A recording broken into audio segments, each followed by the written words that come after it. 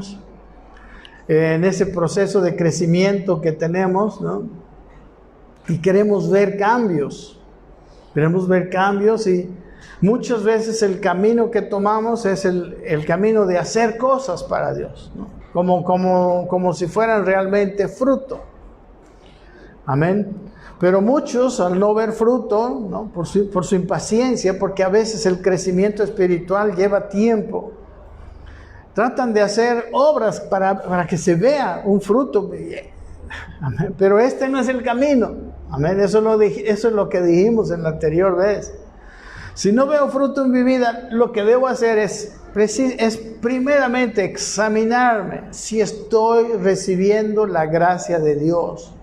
Si estoy en medio de la gracia de Dios, vivo, ¿no? Disfrutando de la gracia de Dios. Y es más, cosas que no se ven, ¿verdad? Por eso necesito caminar una vida de fe, porque la fe es la certeza de lo que espero, la convicción de lo que no veo. Yo puedo recibir el amor de Dios, pero solamente por fe. Amén, porque ese amor que Él tiene, yo sé que hoy me ama profundamente, me ama con todo su ser, y ahorita, en este momento, y todo momento de mi vida. Pero yo no lo puedo, ¿qué les puedo decir? No lo puedo ver, no lo puedo entender si no tengo fe. Amén. Algunos lo ven, ¿no? Por las cosas que le da en la vida. Y algunos se limitan a eso.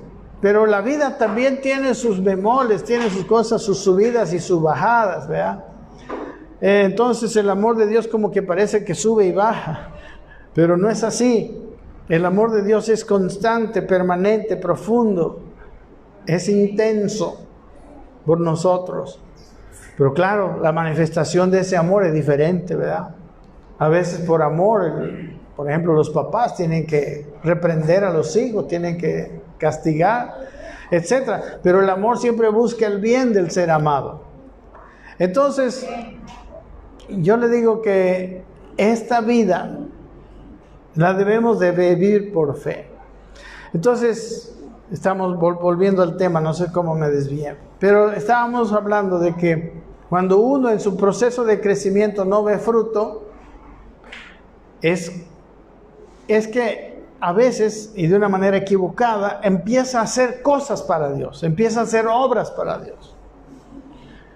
No es totalmente equivocado, es bueno hacer cosas buenas, pero en realidad yo ponía el domingo pasado delante de ustedes un ejemplo, ¿verdad? ¿Qué pasa cuando yo tengo un árbol y ese árbol no está dando fruto? El querer hacer obras como para mostrar fruto, es como que si yo a ese árbol, por decir algo, si es un árbol de higos, traigo un higo un higo de otro lado y se lo prendo, ¿verdad? Entonces tiene un fruto ese árbol, ¿verdad? Pero es un fruto externo, ¿verdad? No es un fruto real. Es así, lo que necesitamos, como les decía, es mirar la gracia de Dios. ¿Qué se hace al árbol, por ejemplo? Lo vamos a abonar al árbol, vamos a ver si tiene alguna plaga o se ha enfermado y lo vamos a curar, ¿verdad? Le voy a regar a ese árbol para que dé fruto. Entonces el árbol realmente dará un verdadero fruto. Amén. Entonces es lo mismo, no es a través de las obras que alcanzamos a tener fe. Al contrario, si nosotros fortalecemos nuestra fe, si nosotros hacemos crecer nuestra fe, entonces fruto de esa fe se van a ver las obras. Amén. Yo creo que esta diferencia es algo que la mayoría del cristianismo no ve. El cristianismo evalúa todas las cosas según nuestras acciones. Y Dios también dice que vamos a ser juzgados según nuestras obras, pero Él una obra no la considera solamente el acto mismo, sino el por qué, el de dónde procede ese acto que yo hago. Y lo único aceptable para Dios, las únicas obras que Él acepta son las que proceden de Él mismo. Amén.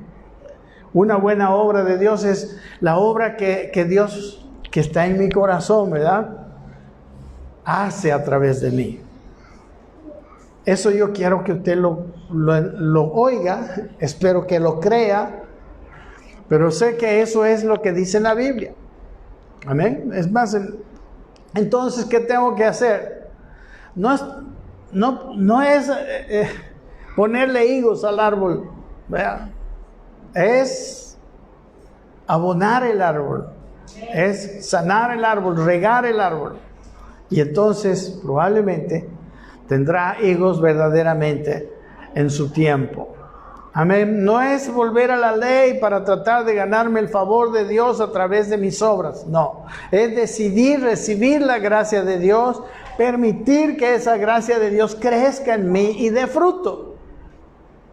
Hermano, en la vida, la única cosa que siempre es permanente no son nuestras obras, nuestras actitudes. La única cosa que es permanente es ese amor, esa gracia de Dios. La obra de Cristo ya está hecha. Nosotros nos podemos acoger todo el tiempo si queremos. Está ahí. Habíamos visto un versículo que en Gálatas que dice que Dios no puede ser burlado. Todo lo que el hombre sembrare, eso también segará, dice. Si siembras para tu carne, dice, segarás corrupción, pero si siembras para el Espíritu, segarás vida. Y eso es lo que tenemos que hacer, sembrar para el Espíritu, y la vida de Dios empezará a fluir en nosotros y esa vida dará fruto. Amén. Y viene y nos va a traer una vida de comunión con Dios.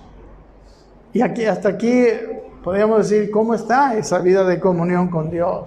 Escucho a Dios, hago, obedezco. Amén. O solo estoy viviendo por consignas, o solo estoy viviendo porque dice así. Amén. Ahora, como hemos dicho anteriormente, no está mal hacer buenas obras, aunque yo no sienta, aunque no sea fruto. No es que esté mal hacer buenas obras, aunque no sean fruto. Pero cuando yo estoy haciendo una buena obra, pero no sale de mi corazón, entonces lo que yo tengo que hacer es preguntarme, tengo que hacer es evaluarme de dónde está saliendo esta buena obra. Porque si no, me engaño pensando que yo estoy crecido, que hago muchas super obras. Y seguramente yo le aseguro, cuando usted hace obras que no son producto del Cristo que está en usted, se va a cansar. No sé, va a empezar a cobrarle a los demás, ¿no? Yo solamente estoy haciendo esto y los demás que no hacen nada, ¿no? Les estaré exigiendo que ellos vivan como yo. Otra vez caeré en la ley. Amén. Y tristemente muchas congregaciones nos han acostumbrado a vivir con libretos establecidos, está bien, con principios, pero no escuchando y obedeciendo. Y la vida cristiana es un vivir escuchando y obedeciendo. Eso muestra que lo que tenemos dentro de nosotros es vida. Y esa vida al comienzo nosotros no la entendemos, ¿verdad? Como un bebé. El bebé no sabe nada, ni siquiera puede entender lo que le hablamos. Pero la idea es que nosotros dejemos de ser bebés espirituales y empecemos a crecer, y empecemos a escuchar a Dios, empecemos a entender a Dios. Y empecemos, y obviamente obedecer cada vez que escuchamos la voz de Dios o que nos parece que escuchamos. Dios mirará nuestra actitud, y el que escucha y obedece escuchará más cada día. Y el que escucha y obedece, hermanos, tendrá una mayor comunión porque tiene fe. Amén. Es bueno vivir bajo principios espirituales y tratar de actuar bajo eso. Yo no digo que esté mal, solo digo que la vida con Dios, a vivir en el Espíritu, es un poco más allá, es un poco superior a eso. Amén. Dios es el que nos guía. Obviamente Él nunca va a contradecir esos principios, pero la guía interior, hermanos, esa es la manera de vivir normal para cada uno delante de Dios. Para vivir por consignas, para vivir incluso por principios. Que cuidado con decir que yo estoy diciendo que no debemos hacerlo. Pero es todavía más, para vivir así, no necesito comunión, no necesito fe. Pero para vivir guiado por el Señor, sí, amén. Para vivir escuchando a Dios, necesito comunión con Dios. Amén. Quisiera, llegando a este punto, ver cómo viven, más o menos, cómo describir algunos estereotipos. Quizás no lo describa bien porque hay tanta variedad de estereotipos de personas, pero solo para traer un entendimiento y claridad a lo que estoy diciendo. Por ejemplo, hay la gente que vive de cualquier modo, ¿no? Hay gente que no tiene ni ley ni principios. Amén. Si de alguna manera ellos respetan los principios, es cuando por transgredirlo le va a perjudicar a lo que quieren. Amén. Cuando ya nadie está viendo, a ellos no les importa. Amén. Entonces, esa gente sin principios, esa gente que hace lo que sea, no le importa si perjudican a alguien, no le importa si alguien sufre por sus acciones, ¿verdad? Esta es la clase más baja de seres humanos, ¿no? La clase de seres humanos que solo viven para ellos y lo único que importa es su vida. Y hay, tristemente, mucha gente así. Amén. A veces, después de vivir mucho tiempo así, al decepcionarse de su vida, quizás muchos de ellos buscan a Dios. Pero lo que quiero es ver, esta es la persona, esta es, digamos, una de las clases de gente que quiero dar su estereotipo. Otros, por ejemplo, son los que viven bajo ciertos principios, ¿verdad? Para ellos tienen ciertos principios en la vida que son inamovibles. Por ejemplo, están los hombres honrados, ¿no? Que no roban un peso. Amén. Que en ese aspecto son honrados y ellos consideran que eso es lo máximo de la vida. Y menosprecian a los que no lo hacen, ¿verdad? Si alguien está engañando en alguna de esas cosas, lo menosprecian. Pero esas personas no valoran las otras áreas de la vida, ¿no? Puede ser que haya una persona así, muy honrado, pero por otro lado le engaña a su esposa. Entonces para él lo que vale son la honradez, digamos, ¿no? Pero por otro lado está pecando tremendamente. Y para él solo valen los hombres honrados. No, los otros, bueno, es un desliz, ¿no? Una cosita, menos, o sea, bajan en las otras cosas. Por ejemplo, hay no solamente los religiosos, por ejemplo, ¿no? Hombres que cumplen todos los requisitos de la religión, van todos los domingos a sus reuniones religiosas, no cometen, podemos decir, tratan de vivir con todos los principios religiosos, pero en su vida, por ejemplo, familiar, son un desastre. Muchos religiosos le pegan a su mujer, bueno, pero para ellos lo más importante es cumplir con la religión. Amén. Otra gente es igual, ¿no? Hay los hombres morales que se llaman. No cometen externamente ningún acto de inmoralidad. Y a los inmorales los atacan, los menosprecian. Pero tienen sus defectos en otras áreas de su vida. Amén.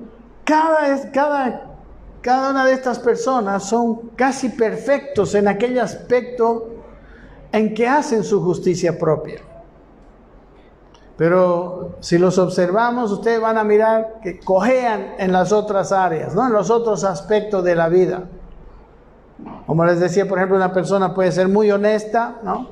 Pero tiene una amante, ¿verdad? Una persona muy religiosa, pero en su casa es intolerante con su mujer, un tirano con sus hijos, etc. Hay innumerables combinaciones, ¿verdad? Que usted se puede imaginar, todos los que nos podemos imaginar.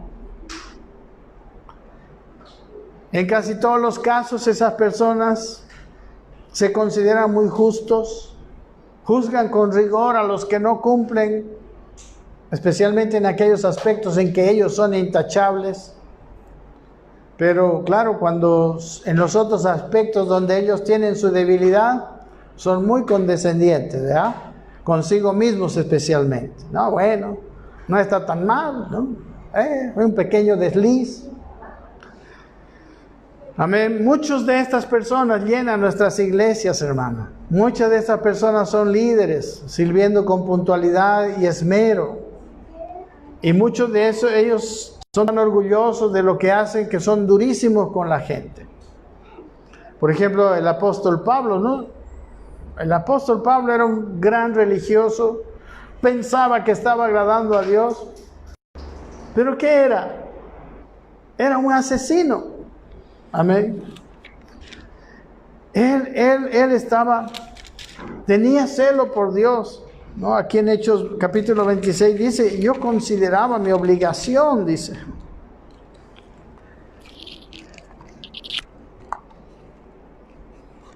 Estoy mostrando así muchas de las cosas estas, porque habemos personas que vivimos así. Dice en el capítulo 27, cuando Pablo, 26, cuando Pablo hace su defensa ante el rey Agripa. Le voy a leer unos 3 versículos. Dice, mi vida pues desde mi juventud, dice, la cual desde el principio pasé en mi nación en Jerusalén, la conocen todos los judíos, los cuales también saben que yo desde el principio, si quieren testificarlo, conforme a la más rigurosa secta de nuestra religión, viví fariseo, y ahora por la esperanza de la promesa que hizo Dios a nuestros padres, soy llamado a juicio, ¿no? Y él dice, más adelante en el versículo 9, dice, yo ciertamente, dice, había creído mi deber hacer muchas cosas contra el nombre de Jesús de Nazaret, lo cual también hice en Jerusalén. Yo encerré en cárceles muchos de los santos, habiendo recibido poderes de los principales sacerdotes, y cuando los mataron yo di mi voto, etc. Él, hermanos, se creía tan santo, se creía tan especial, que podía llevar a la cárcel y matar a cualquiera que no estuviera de acuerdo con él. Amén. Era muy religioso. Él se dice que era un hombre intachable. Amén. Esa clase de hombres se llama para mí religiosos. Y muchas veces están en varias religiones. Por ejemplo, los musulmanes. Hermano, los musulmanes tienen códigos muy estrictos de comportamiento, de una vida purificada, de muchos males. Pero nosotros vemos que, por ejemplo, ellos son violentos, ¿verdad? Dice que, por ejemplo, que el Islam está llenando Europa. ¿Por qué? Por esas cosas estrictas.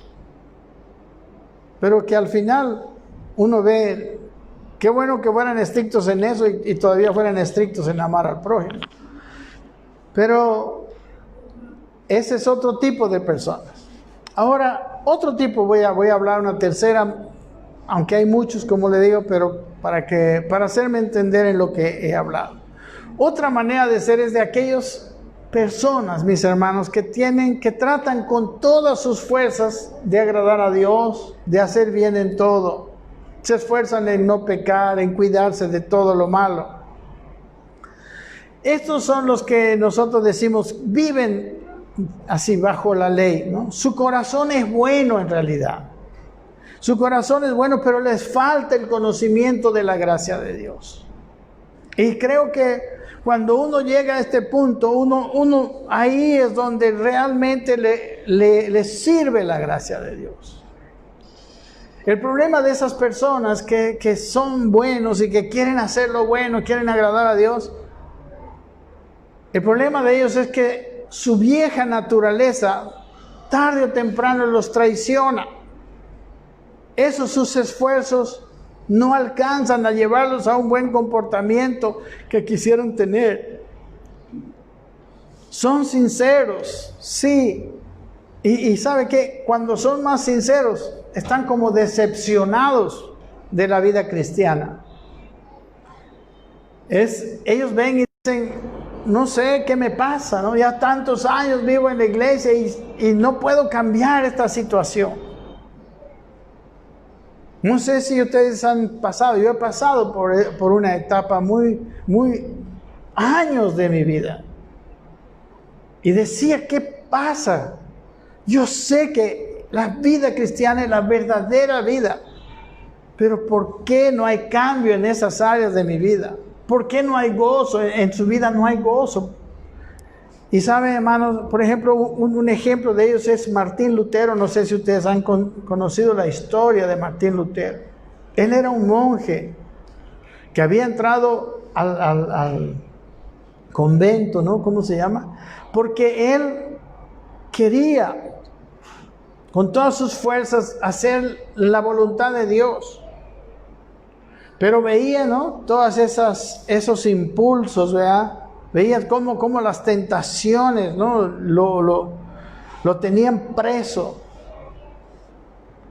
Y él incluso se golpeaba, ¿verdad? Se mortificaba como hacían muchos. Amén. Esas personas, ese es un otro tipo de personas. Como le digo, tratan de vivir como consignas. Esas personas tratan de hacer siempre lo correcto. Siempre andan preguntando, ¿no? Pastor, ¿qué debo hacer? ¿No? ¿Voy o no voy a la fiesta? ¿No? ¿Cómo es esto? ¿Cómo el otro? O sea, siempre están buscando, ¿verdad? Y empiezan a tener ciertos principios. No, es malo asistir a las fiestas, ¿verdad? Es malo tomar vino, es incorrecto a la mujer ponerse pantalones, etc. Hermanos, llegan a tener una vida con un montón de cosas y bueno, ellos buscan hacer la voluntad de Dios y heroicamente, hermano, lo hacen, ¿no? Lo cumplen. Bueno, hasta que llega un momento en que se cansan. Y muchos de ellos, hermanos, al no ver cambio en sus vidas, caen. Y sabe que muchos de ellos ya no se levantan más. Y yo creo que esa es también la realidad de una gran cantidad de nuestros hermanos, quizás de algunos de nosotros.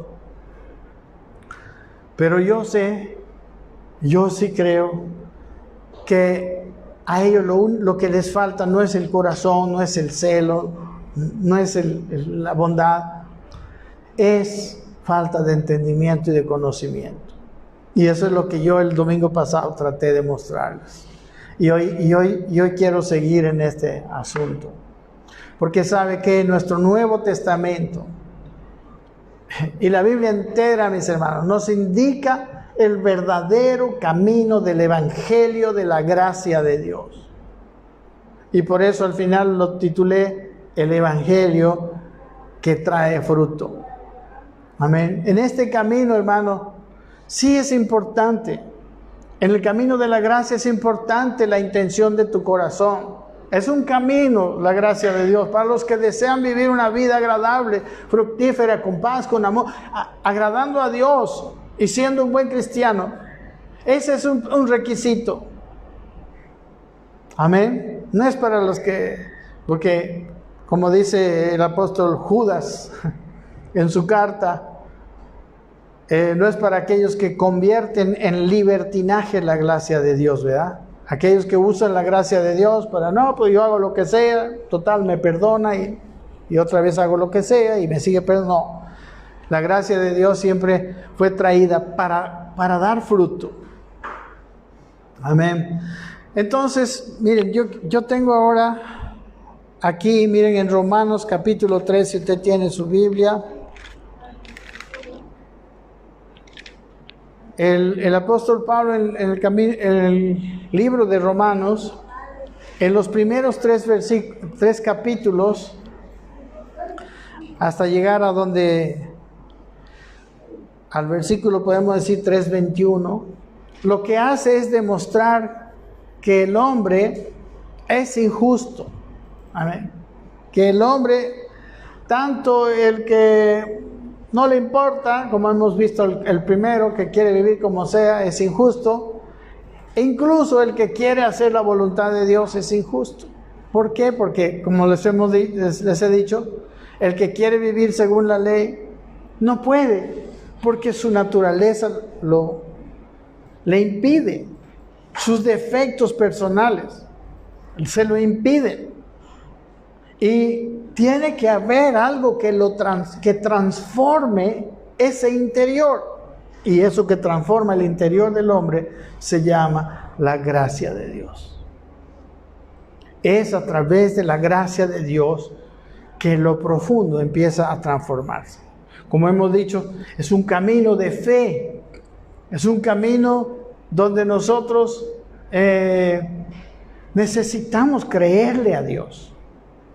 Dice en el capítulo 3, quiero ver con ustedes el capítulo 3 de Romanos desde el versículo 19. El versículo 19 y 20 son como el corolario, el resumen de todos los anteriores capítulos. Dice, pero sabemos que todo lo que la ley dice a los que están bajo la ley, ¿para qué? Para que toda boca se cierre y todo el mundo quede bajo juicio de Dios. Amén. Viene la ley y ni un solo ser humano se puede sentir justo. Amén. No hay uno solo que la haya cumplido. Dice el versículo 20, ya que por las obras de la ley ningún ser humano será justificado delante de él. Dice, porque por medio de la ley es el conocimiento del pecado. Lo que hace la ley es mostrarle que uno es pecador. Eso es lo que hace la ley. Amén. La ley no te faculta para cumplirla. La ley simplemente te muestra el buen camino y te muestra el mal camino. Y ahí te das cuenta que no puedes cumplir la ley. Dice el versículo 21, pero ahora, dice, aparte de la ley, se ha manifestado la justicia de Dios, testificada por la ley y por los profetas.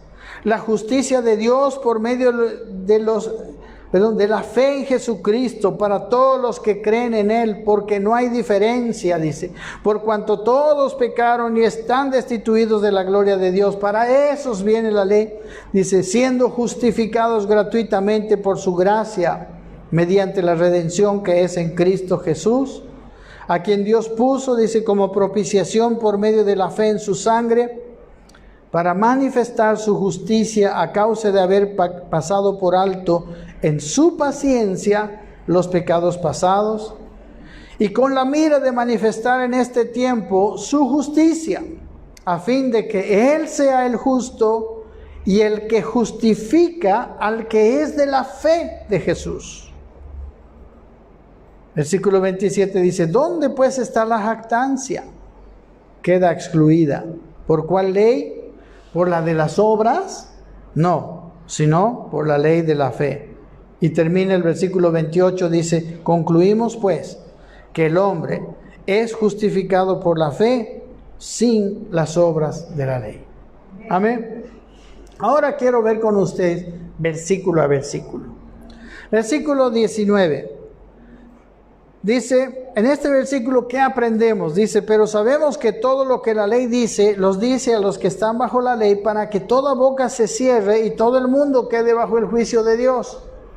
Aprendemos que no hay nadie que haya cumplido la ley, amén, y que la ley vino para poner bajo el juicio de Dios a todo el mundo. No para poner bajo el juicio de Dios, para hacer conocer que están bajo el juicio de Dios. Amén. Porque todos están bajo juicio de Dios, pero algunos no lo conocían. ¿Cómo pueden saber las personas que están bajo juicio de Dios? Mirando la ley. Amén. Porque hay mucha gente que se justifica a sí mismo, ¿no? No, yo soy buena gente, no hago mal a nadie y soy así, pero empieza a mirar la ley. Está siempre, ¿no? Por lo menos en algún punto está mal. En este contexto dice, el versículo 20 dice, ya que por las obras de la ley ningún ser humano será justificado delante de él, porque por medio de la ley es el conocimiento de pecado. Es lo que decíamos anteriormente, ¿no? La ley simplemente me viene a hacer conocer que soy pecador. Sí me muestra lo bueno, sí me muestra la diferencia entre lo bueno y lo malo, sí. Pero cuando yo tengo una naturaleza caída, lo único que me hace a mí, en resumidas cuentas, es mostrarme que no la puedo cumplir. Versículo 21. Pero ahora dice, aparte de la ley, o sea, no había, por medio de la ley, no había cómo un ser humano pudiera estar como justo delante de Dios, salvarse del juicio de Dios. No había, no hay. Todavía hay muchos que están tratando de hacerlo, pero no han leído el libro de Romanos. No lo están entendiendo.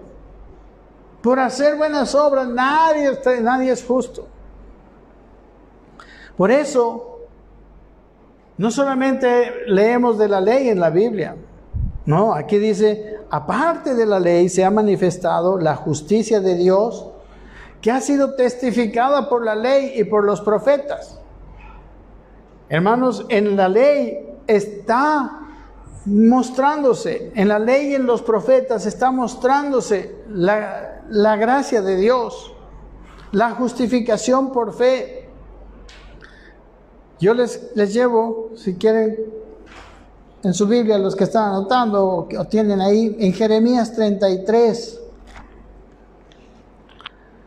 Dice Jeremías, ustedes saben, Jeremías, vamos a leer de Jeremías y de Ezequiel. Jeremías fue un profeta que vivió cuando Dios ya había decretado juicio sobre Jerusalén.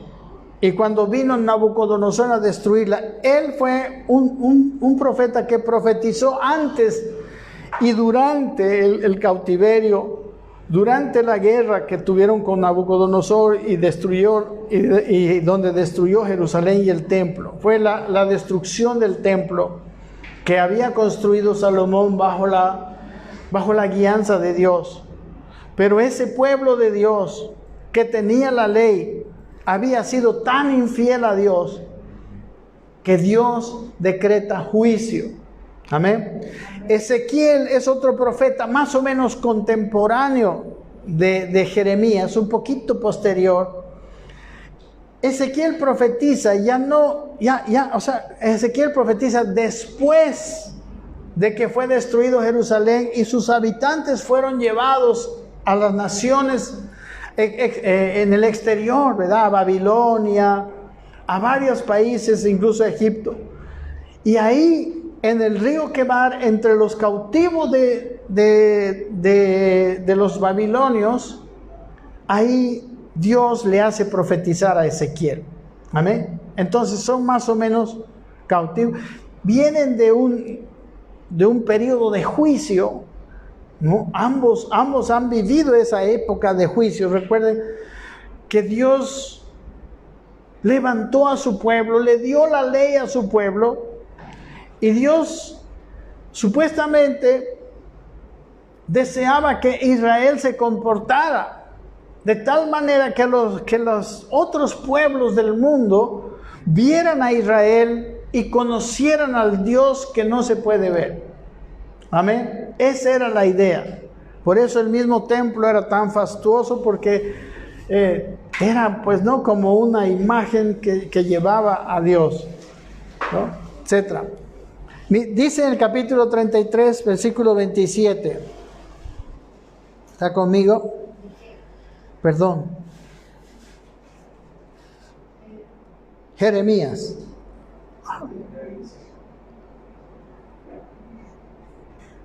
Perdón, no hay 27 aquí.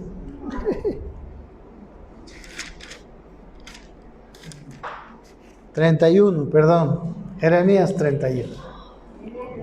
Sí, no es 33, 31. 31, 27. Dice, he aquí vienen días, dice Jehová, Recuerden, ¿qué había pasado? Esto es bien importante. Su pueblo había fallado. Su pueblo ahora iba a recibir el juicio que iba a venir a través del ejército babilonio que los iba a destruir totalmente, que fue lo que hicieron. Amén. Y ahora Jeremías a esa gente les profetiza y les dice así: he aquí vienen días, dice Jehová, en que sembraré la casa de Israel y la casa de Judá de simiente de hombre y simiente de animal.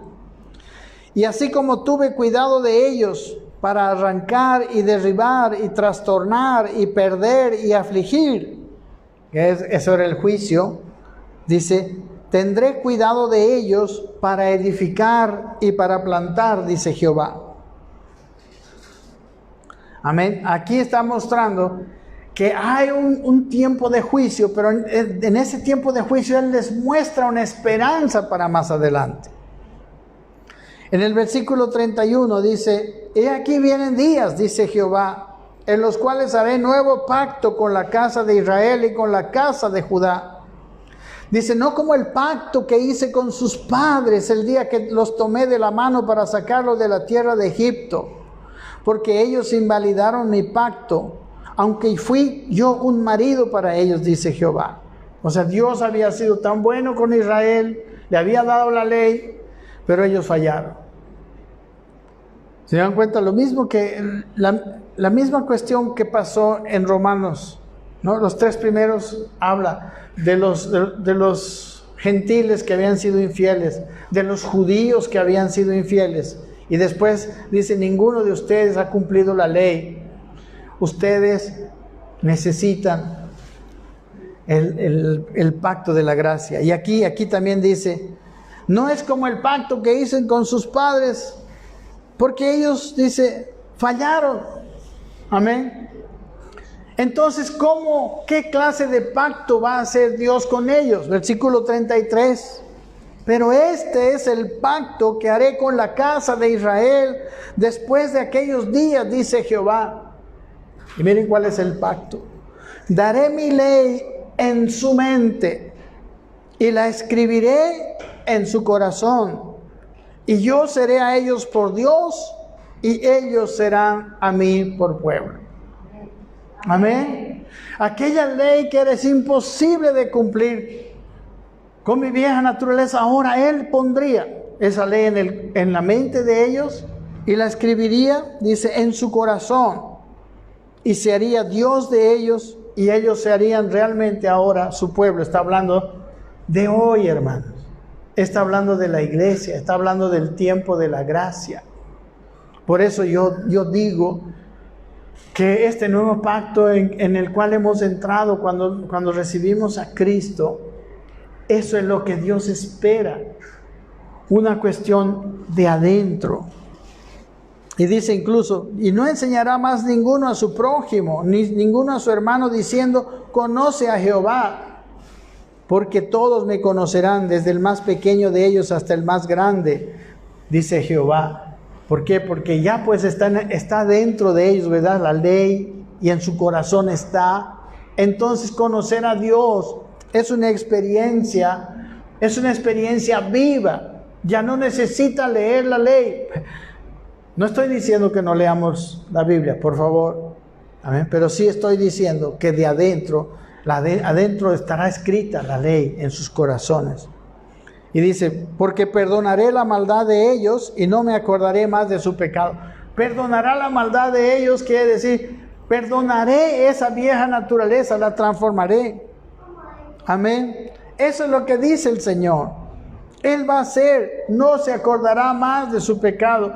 Ese es el pacto que dice en Romanos 3:19. Miren lo que dice Ezequiel, que es otro profeta contemporáneo a Jeremías, pero que profetizó ya con los desterrados, ¿no? Que profetizó ya en el río Quebar, allá en Babilonia. Él dice así, capítulo 36, versículo 17. El 16 dice, vino a mí palabra de Jehová diciendo, hijo de hombre, Mientras la casa de Israel moraba en su tierra, la contaminó con sus caminos y con sus obras. Como inmundicia de menstruosa fue su camino delante de mí. ¿Ves? Fueron tan malos, hermano. El pueblo de Israel realmente llegaron a extremos de maldad, que Dios dice con algunos profetas que ni las naciones que no conocían a Dios llegaron a tal profundidad extremo. Si ustedes han escuchado un poquito el estudio bíblico del miércoles pasado, yo les leí cómo estaba pasando dentro de Jerusalén cuando los ejércitos romanos estaban rodeando la ciudad. O sea, desde antes, así, en el tiempo mismo de Jesús, cómo habían facciones dentro de los judíos que se mataban. Habían posiciones tremendas, irreconciliables. Había grupos, había hombres que tenían sus seguidores, como ese Dositeus y varios. Y adentro había asesinatos, injusticias, sangre. Eso no nos cuenta la Biblia, porque la Biblia no nos cuenta qué pasó en ese tiempo, ¿verdad? Pero la Biblia nos cuenta lo que pasó 600 años antes, cuando Nabucodonosor tuvo que destruir Jerusalén. Eso es lo que dice, ¿verdad? Como camino, dice, como inmundicia de menstruosa fue su camino delante de mí. Versículo 18, y derramé mi ira sobre ellos por la sangre que derramaron sobre la tierra, porque con sus ídolos la contaminaron. El pueblo de Dios. No estamos hablando de las naciones otras, estamos hablando del pueblo de Dios. Y por eso yo digo que puede ser que dentro del pueblo de Dios haya personas con muy buenas intenciones, pero la única salida que tenemos es la gracia de Dios. La gracia de Dios nos transformará. Dice versículo 19, les esparcí por las naciones y fueron dispersados por las tierras. Conforme a sus caminos y conforme a sus obras les juzgué. Y cuando llegaron a las naciones a donde fueron, profanaron mi santo nombre, diciéndose de ellos, dice, estos son pueblo de Jehová y de la tierra de él han salido. Dios estaba preocupado de que cuando los llevaron cautivos a las otras tierras, ellos eran malísimos. Amén. Ellos eran malísimos. Parte de la situación, yo no sé qué. Bueno, versículo 21 dice, pero he tenido dolor, dice, al ver mi santo nombre profanado por la casa de Israel entre las naciones a donde fueron. ¿Sabe por qué Dios tiene dolor? Cuando aquellos que le representan a Él viven vidas que no son como Dios, porque sabe que el amor de Dios no es solo por su pueblo, el amor de Dios es por todas las naciones. Amén. Él quiere que las naciones le conozcan. Cuando Dios eligió un pueblo para sí, no es que Dios estaba haciendo acepción de personas, no, Él estaba preparando un pueblo precisamente para que ese pueblo fuera el que llevara su nombre, que llevara su carácter, que llevara el conocimiento de Dios a las otras naciones, porque Dios ama a las otras naciones. Amén. Amén. Ama a Israel como a todas las naciones. Lo escoge para que ellos cambien y de una manera diferente vivan, diferente de las otras naciones, pero aquí no habían vivido. Y cuando habían sido esparcidos, empezaron a hacer lo malo fuera de Jerusalén ya también ahora. Versículo 22. Por tanto le dice, di a la casa de Israel, así ha dicho Jehová, el Señor. No lo hago por vosotros, dice, oh casa de Israel, sino por causa de mi santo nombre, el cual profanasteis vosotros entre las naciones a donde habéis llegado. ¿Y qué iba a hacer?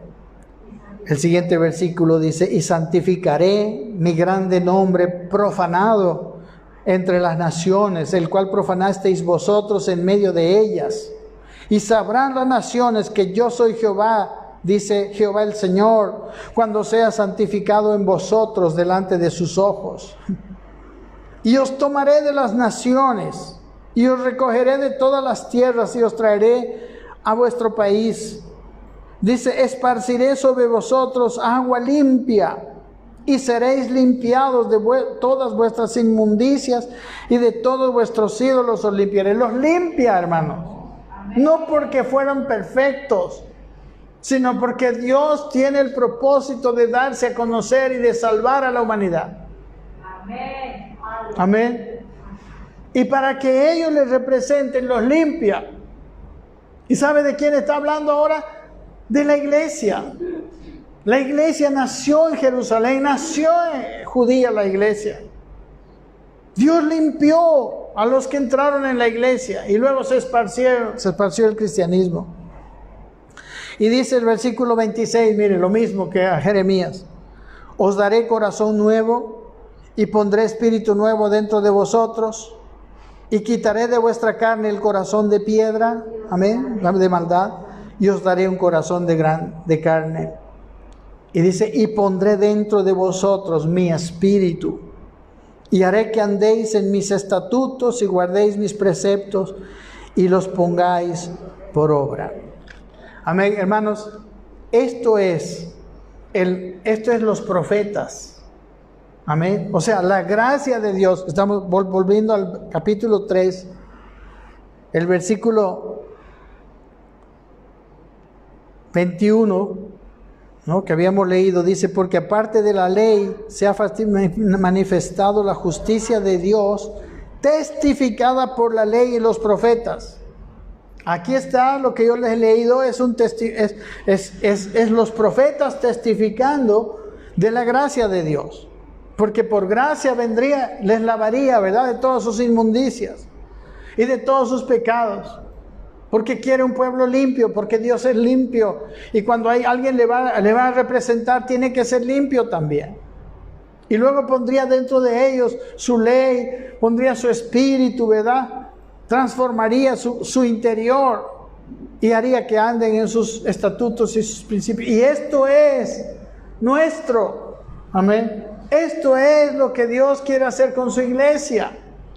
Por eso la gracia de Dios es lo único que puede transformar al hombre. Es lo único que nos puede transformar a nosotros. Y es lo único que nos puede llevar a dar fruto. Pero ¿para quiénes? Para los que lo quieren, para los que lo reciben y para los que le creen a Dios. Tú no vas a ser bueno, mi hermano, por tus propios medios. Tú le tienes que creer a Dios para que Él haga en ti esa transformación que Él ha prometido. Amén. Dice el versículo 22, la justicia de Dios. ¿Qué es la justicia de Dios? Es su comportamiento justo por medio de la fe en Jesucristo. Por eso va a haber justicia en nuestras vidas. ¿Para quién es? Para todos los que creen en Él. Amén. Aquí estaba, dice, porque no hay diferencia. Aquí estaba el problema entre los judíos y los gentiles. No, es para los judíos y es para los gentiles. Todo necesitan. Versículos 24 y 25 dice, el 23 dice, por cuanto todos pecaron y están destituidos de la gloria de Dios. Amén. Todos han pecado, todos hemos pecado, todos hemos nacido de una simiente corrupta de Adán. ¿Y qué no tenemos? No tenemos la gloria de Dios. Por eso dice Colosenses capítulo 1, hablando del misterio que estaba escondido entre los siglos y edades, que es, dice, Cristo en vosotros, la esperanza de gloria. La gloria que se nos destituyó, amén, y que ahora quiere volver a la iglesia y quiere volver a nosotros, no por nuestros esfuerzos, no por nuestros esfuerzos, no porque somos nada, sino porque Él, por su amor con que nos amó y con que ama al mundo, nos da a nosotros, porque Él desea que el mundo al ver la iglesia conozca a Dios. Amén. Pero tu vida debe estar con gloria. Porque un ser humano normal que quiere ser religioso, que quiere ser bueno, todavía está destituido de la gloria de Dios.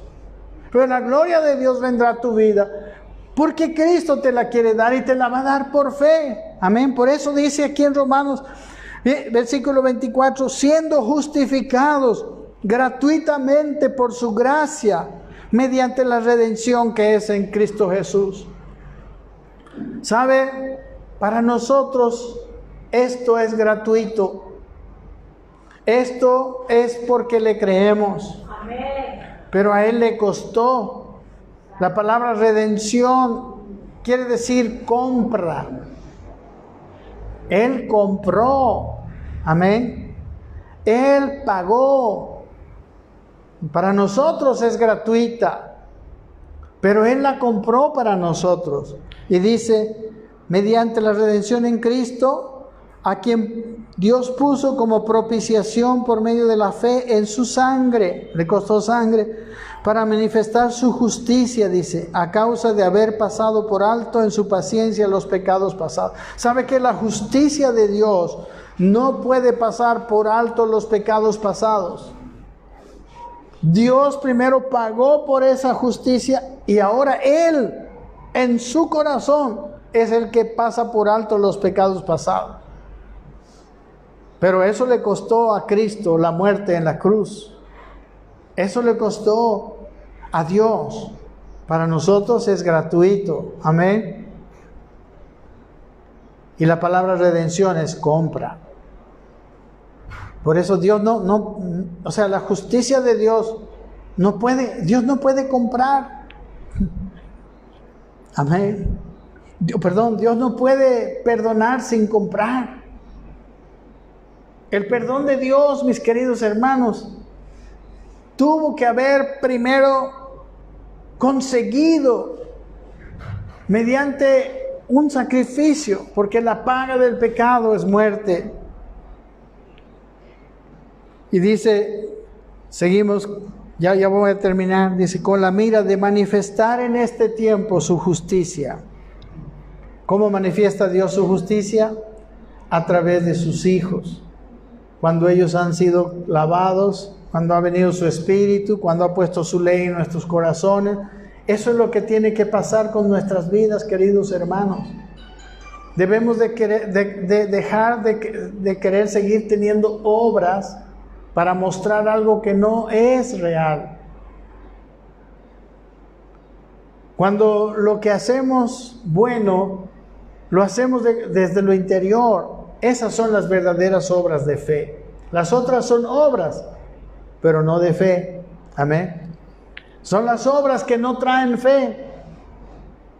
Pero la fe verdadera trae esas mismas obras, pero con la motivación, dice, su justicia, dice, a fin de que Él sea el justo y el que justifica al que es de la fe en Jesús. Justificación también quiere decir que trae su justicia. ¿A quién? Al que cree, al que es de la fe. El que es de la fe puede llegar a ser justo. Por eso el apóstol Pablo dice, hasta que todos lleguemos a la unidad de la fe y del conocimiento del Hijo de Dios, a un varón perfecto, a la medida de la estatura de la plenitud de Cristo, porque es Cristo en nosotros. Pablo por eso dijo, ya no vivo yo, Cristo vive en mí. Y lo que ahora vivo, lo vivo en la fe del Hijo de Dios. Es la fe la que nos puede llevar. ¿Y la fe en qué? La fe en su gracia. Amén. Amén. Yo no sé si ustedes lo viven, pero es tan precioso saber que Dios me ama y que me ama por gracia. Y que no me deja de amar cuando yo no soy perfecto. Amén. Porque su amor no es... La ley es, ¿cómo podemos decir? Es reciprocidad, ¿verdad? En la ley, si tú haces lo bueno, yo te amo, ¿verdad? Como a veces hacemos los papás, ¿no? Si te portas bien, te amo. Si no te portas bien, no. No debería ser ese el mensaje, ¿no? Yo siempre te amo. Pero si te portas bien, te conviene, vas a hacer bien. Si te portas mal, yo te voy a pegar porque no te conviene. pero te sigo amando. Amén. El amor de Dios siempre, siempre está ahí. Y el amor de Dios nosotros lo tenemos cuando le creemos a Dios. ¿Ok? Entonces, dice el versículo 27, ¿dónde pues está la jactancia? Queda excluida. ¿Por qué queda excluida la jactancia? ¿Sabe por qué? Porque no es producto mío. Yo puedo jactarme de ser un buen hombre cuando yo lo gané con mi esfuerzo, ¿verdad? Pero cuando Dios me lo dio, Él me roció sobre mi agua limpia. Él puso su ley en mi corazón. Él todo me lo dio, ¿verdad? ¿Cuándo puedo decir yo, yo lo hice, digamos, no, yo soy bueno? No hay jactancia. Amén. Si tú has hecho una buena obra y esa buena obra te está trayendo jactancia, si esa buena obra te está señalando a ti mismo, mira que yo soy, o sea, te estás sintiendo superior a los demás, entonces te aseguro que esa buena obra no viene de la gracia, no viene de Dios, viene de ti y para Dios no vale. Amén. La jactancia en el camino de la gracia queda excluida. Yo no puedo jamás sentirme mejor que otro. Más bien, yo me siento más afortunado, mis queridos hermanos. Amén. Porque así tan malo como soy, Dios me dio todo eso. Amén. En la ley, eso es una de las cosas por las cuales la ley, la gracia, es como mal entendida, como no muy apreciada. Porque todos queremos tener algún crédito por nuestras obras. Todos queremos siempre saber que lo hicimos, ¿no? Y que los demás vean nuestro esfuerzo, lo hemos hecho. Hay algo de orgullo siempre en hacer buenas obras, cuando las buenas obras provienen de uno. Pero cuando es Él el que está haciendo las buenas obras, yo solo le estoy prestando mi cuerpo, yo no puedo enorgullecerme. Por eso la jactancia, dice este versículo, queda excluida. ¿Por cuál ley? ¿Por las de las obras? No, sino por la ley de la fe. Amén. Hermanos, yo quiero decirle que necesitamos eso. Si usted no está creciendo en el Señor, no sustituya las cosas con obras. Siga con paciencia, sembrando en lo espiritual. Siga con paciencia, creyendo al Señor. Amén. Amén. Créale, como Abraham, cuando Dios le dijo, vas a tener un hijo, él le creyó. Y él lo hizo a su hijo, amén. A los 100 años. Yo creo que Adán le dijo Abraham le dijo a Sara, ¿cuántos años que no nos acostamos, no? Ahora lo vamos a hacer por fe. Amén. Ahora nos vamos a acostar porque Dios nos ha prometido tener un hijo. Amén. La fe de Abraham hizo que él hiciera eso. Hermanos, como les decía anteriormente, no quiero que haya malinterpretación. Es bueno vivir por principios, es bueno conocer la Biblia, sí, muy deseable es eso, pero no basta. Hay que experimentar vida de Dios, amén. Hay que vivir guiados por Él, porque su guianza, su presencia está en nuestro ADN espiritual, amén. Ya no debemos tomar nuestras decisiones solamente porque son lógicas, porque son inteligentes, son convenientes. Tampoco, ni siquiera, debemos de tomar decisiones solamente porque concuerdan con los principios bíblicos o porque no violan los principios bíblicos, sino por la convicción interna de que es la voluntad de Dios, amén. Y que la motivación realmente es el amor de Dios, la misericordia, etc. Todo lo que hay dentro de esa nueva naturaleza que Dios ha puesto en nosotros y que nosotros lo que tenemos que hacer es regar y hacer crecer. Amén. No sé si esto aclara un poco más, pero esto es el secreto. A todos nos gustaría que nos digan, ¿qué tengo que hacer? No, lo que tienes que hacer no son cosas. Lo que tienes que hacer es una predisposición de creerle a Dios. Parece más nebuloso, parece más complicado, pero esa es la única cosa. Cuando a la gente hay que decirle, no, ustedes hermanos hagan esto, mañana la consigna es hacer esto, pasado la consigna es más fácil parece, pero no toca tu interior, no te obliga a tener comunión con Dios. Cuando tú programas las cosas, lo que vas siguiendo es un programa, pero Dios lo que quiere que sigamos es su voz, es su guianza, es su sentir en nuestro corazón. Y ese camino, ese es el camino de la gracia. Y ese es el camino que no es fácil, hermanos, porque yo escuchar algo y hacerlo, lo hago. Amén. Pero tener comunión con Él, eso exige más cosas dentro de mí. Amén. Todo el tiempo necesito estar en comunión con Dios. Yo espero que esta palabra que quepe en su corazón.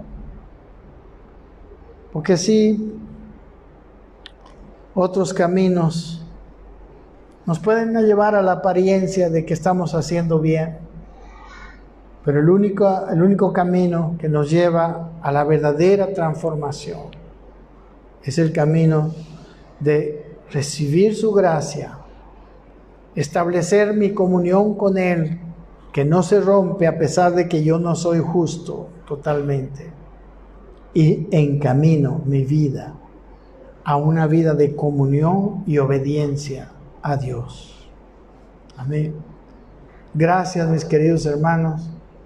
Yo no sé si este es el mejor mensaje, pero espero que para usted lo haya sido. En este año, lo más importante para su vida es regresar a depender de la gracia de Dios, creer en la gracia de Dios, creerle a Dios. A Jesús le preguntaron, ¿cómo puedo hacer las obras de Dios? Y Él dijo, esta es la obra de Dios, que creáis en el Hijo de Dios, en Dios y en aquel a quien Él ha enviado. Creer es la manera donde vamos a vivir. Amén. Padre, gracias. Tu palabra dice, estos son los hijos de Dios, aquellos que son guiados por el Espíritu de Dios. Tu palabra dice que ese es el modo correcto de vivir de tus hijos. Porque tus hijos no solamente son hijos porque tienen el nombre de hijos. Tus hijos somos tus hijos porque hemos nacido de tu simiente y porque nuestra vieja naturaleza, Señor, ha sido vencida por tu naturaleza nueva. Te pido gracia para entender. Te pido que todas las personas que están escuchando le llegue a su corazón. Te pido que todos los que estamos aquí siempre tengamos el sentir de que nos amas por gracia, no porque no lo merecemos, sino porque tú nos amas.